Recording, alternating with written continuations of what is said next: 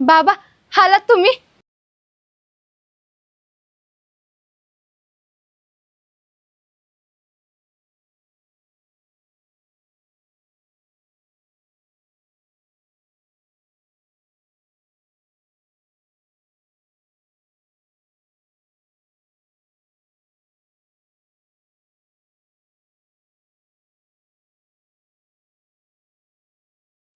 बाबा आज बाजारातनं लवकर आलात आणि धान्य विकलं का नाही? धान्य विकलं ग पोरी, पण कष्ट विकलं गेले नाही. म्हणजे?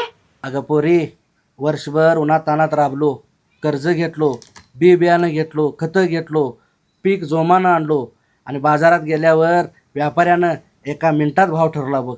हो बाबा, मग तुम्ही नाही म्हणू शकत होता ना?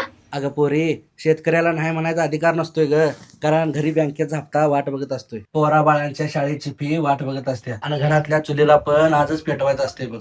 बाबा, मोबाईलचा भाव कंपनी ठरवते, एखाद्या कपड्याचा भाव दुकानदार ठरवतो.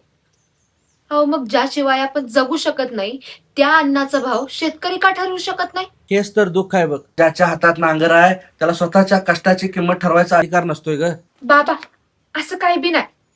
अहो लोक म्हणतात शेतकरी म्हणजे जगाचा अन्नदाता आहे आणि शेतकऱ्याशिवाय ह्यो आपला देश बी चालत नाही. होय ग, कधी कधी अन्नदाता म्हणून सन्मान मिळतोय, पण या कष्टाचं योग्य मोबदला मिळत नाही बघ. वय बाबा, पर एक गोष्ट कायम लक्षात ठेवा, शेतकरी फक्त धान्य पिकवत नाही तर तो प्रत्येकाच्या घरातला घास पिकवतो.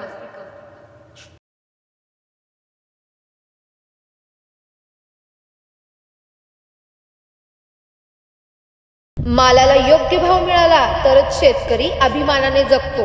म्हणून शेतकऱ्याच्या कष्टाची किंमत फक्त पैशात मोजू नका, कारण त्याच्या घामात आपला उद्याचा घास दडलेला असतो.